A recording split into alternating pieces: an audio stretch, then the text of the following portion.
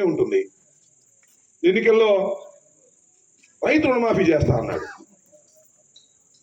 95,000 కోట్లు 97,000 కోట్లు ఉన్నాయి. మొత్తం సొంతగా రద్దు చేసేస్తాను అన్నాడు.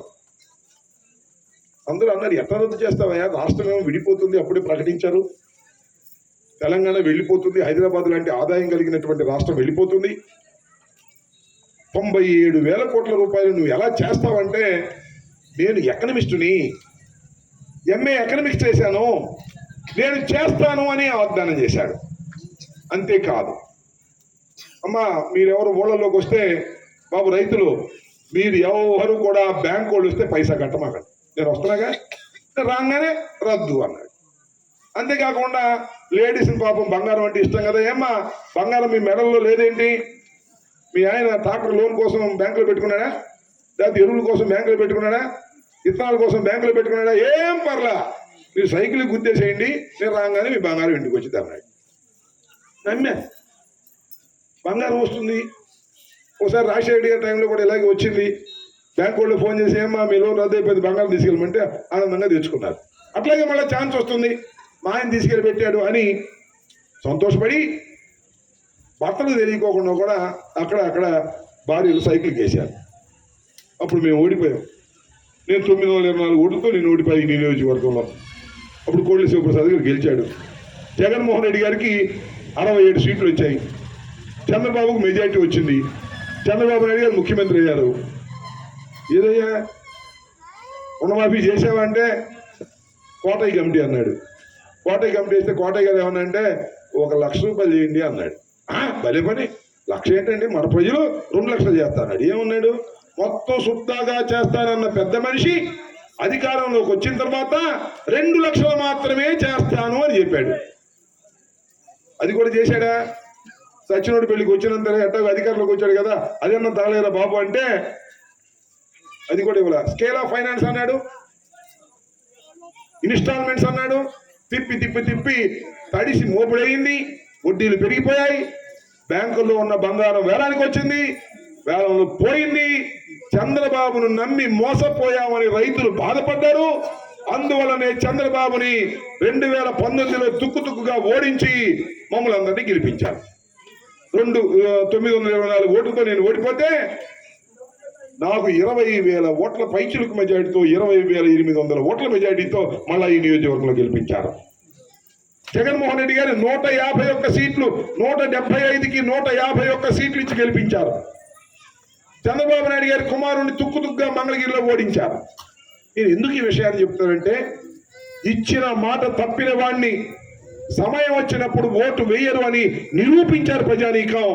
ఇచ్చిన మాట తప్పకోకుండా అన్ని అమలు చేసినటువంటి జగన్మోహన్ రెడ్డిని మళ్ళా తిరిగి ఎన్నుకోవాలి ఈ రాష్ట్రానికి అని మేము కోరుతున్నాం. చిత్తశుద్ధిగా అన్ని సంక్షేమ కార్యక్రమాలు అమలు చేసేటటువంటి రీతిలో ఈ ప్రభుత్వం పనిచేసిందని మనం చేస్తున్నాం. ఎవరు మీకు వృద్ధాప్య పెన్షన్ ఇస్తేనో, అమ్మ ఒడిస్తేనో ఎక్కడా కూడా ఒక పైసా ఆశించుకోకుండా ఈ ప్రభుత్వం చేసిందని మనం చేస్తున్నాం. అంతేకాదు, ఇవాళ చూడండి, ఈ గ్రామంలో తెలుగుదేశానికి ఓట్లేసిన వాళ్ళు ఉంటారుగా, లేరా? ఎంత వచ్చినాయో మొన్న మెజారిటీ మనకి 450 మెజారిటీ వచ్చింది, 370. మిగతా కొన్ని తెలుగుదేశానికి వేసి ఉంటారుగా, గ్లాసు కూడా వేసారా, 10 ఓట్లు వేసారు. వాళ్ళకి సంక్షేమ కార్యక్రమాలు అందుతున్నాయా లేదా అని అడుగుతాం. తెలుగుదేశానికి ఓటేసిన, జనసేనకు ఓటేసిన, వైసీపీకి ఓటేసిన, అర్హత ఉంటే చాలు అందరికీ సంక్షేమ కార్యక్రమాలు అమలు చేస్తానని చెప్పినటువంటి ముఖ్యమంత్రి జగన్మోహన్ రెడ్డి గారిని మనం చేస్తున్నాం.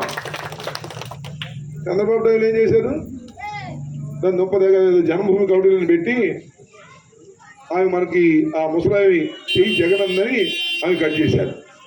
కానీ జగన్మోహన్ రెడ్డి గారు ఏ మాట అయితే చెప్పాడో, నేను అధికారంలోకి వస్తే సంక్షేమ కార్యక్రమాలను అమలు చేస్తాను, కులం చూడం, మతం చూడం, ప్రాంతీయం చూడం, రాజకీయాలు అసలే చూడమని చెప్పి తెలుగుదేశానికి ఓటేసిన, జనసేనకు ఓటేసిన వృద్ధులైతే చాలు, విధవరాలైతే చాలు, వికలాంగులైతే చాలు, అర్హత ఉన్న ప్రతి వ్యక్తికి కూడా పెన్షన్ అందిస్తున్నటువంటి, సంక్షేమ కార్యక్రమాలు అందిస్తున్నటువంటి వ్యక్తి జగన్మోహన్ రెడ్డి.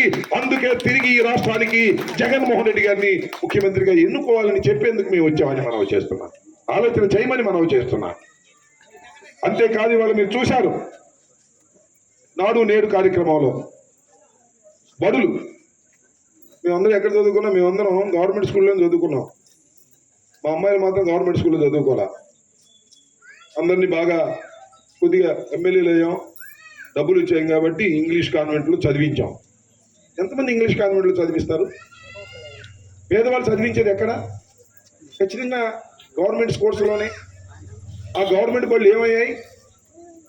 తెలుగుదేశం గవర్నమెంట్లోనూ, అంతకుముందు కాంగ్రెస్ గవర్నమెంట్లోనూ ఆ బడులు నిర్లక్ష్యం చేశారు. ఆ బడులు శిథిలావస్థకు వచ్చాయి, టీచర్ లేకుండా పోయారు, ఏదో పేద ప్రజానీకం చదువుకున్నారు. అలాంటి బడులను గుర్తించి పేదవాడు చదువుకునేటటువంటి స్కూళ్లను బాగు చేసినటువంటి వ్యక్తి జగన్మోహన్ రెడ్డి. అందుకే జగన్మోహన్ రెడ్డి మళ్ళా ముఖ్యమంత్రి కావాలని కోరుకుంటున్నాను. అనేకమైన సంక్షేమ కార్యక్రమాలు ఊచా తప్పకుండా. ఇక్కడ ఒక మాట చెప్పాలి, నేను మనస్ఫూర్తిగా చెప్పాలి. కరోనా వచ్చింది 2 సంవత్సరాల పాటు. ఎంత భయంకరమైందో మనం ఇంతకు ముందు ఎప్పుడు వినలేదు, బహుశా భవిష్యత్తులో చూడలేమేమో. పక్కన జరిపోయి ఆరోగ్యవంతంగా ఉన్నవాళ్ళు కరోనా వచ్చిందంటాం, హాస్పిటల్కి తీసుకెళ్ళిన తర్వాత చనిపోవటం, హాస్పిటల్ మార్గ మధ్యంలో చనిపోవటం, చివరికి శవాలు గుట్టలయ్యాయి. శవాలను కూడా దహనం చేయడానికి ఇబ్బందికరంగా ఉంటే చివరికి సంఘ సంస్కర్తలు లాంటి వారు, ఎన్జిఓస్ వచ్చి శవాలను దహనం చేశారు. ఆదాయాలన్నీ పడిపోయాయి. పేదవాడు పనికి వెళ్ళే పరిస్థితి లేదు, పనికి పిలిచే పరిస్థితి అవతల లేదు.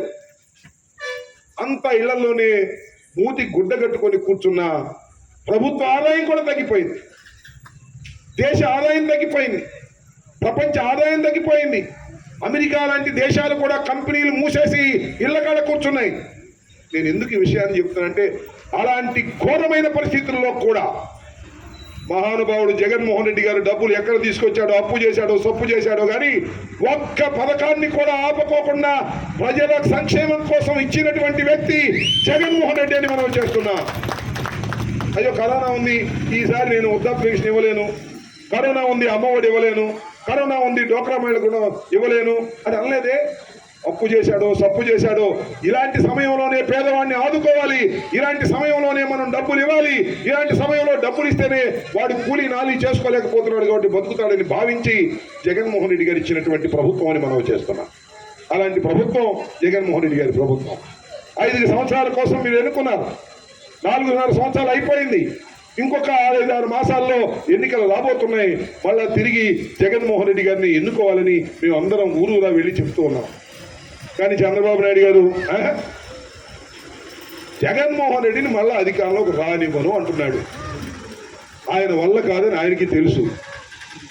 అందువల్ల నేను ఒక్కడే కాదు, మా పవన్ భాయ్ ఉన్నాడు, ఆయన నేను కలిసి వస్తామంటున్నాడు. ఆ పవన్ భాయ్ ఏమంటున్నా అంటే, నేను జగన్మోహన్ రెడ్డి అధికారంలో రానివ్వను, చంద్రబాబుని అధికారంలో తీసుకొస్తానంటున్నాడు.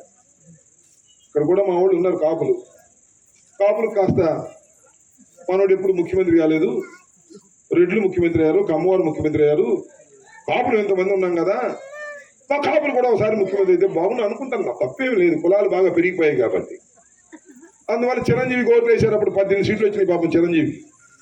అతను అలా ఆయనేమో పాపం సర్దుకున్నాడు, అబ్బాయి ఈ రాజకీయాలు నా వల్ల కాదు, నేనేదో కాంగ్రెస్లో చేస్తాను, మంత్రి చేస్తాను, మళ్ళీ చక్కగా సినిమాలు చేసుకుంటున్నాడు, సినిమాలు కూడా బాగానే ఆడుతున్నాయి కొన్ని, అది వేరే విషయం. ఆయన సినిమా యాక్టర్ కూటాన్ని కూడా సంపాదించుకుంటాడు, అది వేరే విషయం.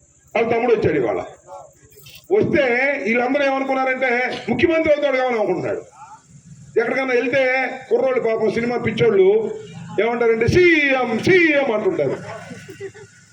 వాళ్ళేమో ఈయన సీఎం అంటారు, ఈయనేమో రాజసింగేళ్ళు నువ్వే సీఎం అని చంద్రబాబు నాయుడు. ఏంటి కర్మ అని అడుగుతా ఉన్నాను. అవ్వా నువ్వు సీఎం దగ్గర దమ్ముంటే పోటీ చేయి, 175 అబ్బాయి 175 నాకు పోటీలు ఇవ్వండి, మాకు ఒకళ్ళు 2 ఉన్నారు అక్కడే పోటీ పెడతాం, ఆ మనోహర్ ఉన్నాడు మనోహర్ని పోటీ పెడతాం. ఎందుకు ఇది నాకు అర్థం కాలేదు.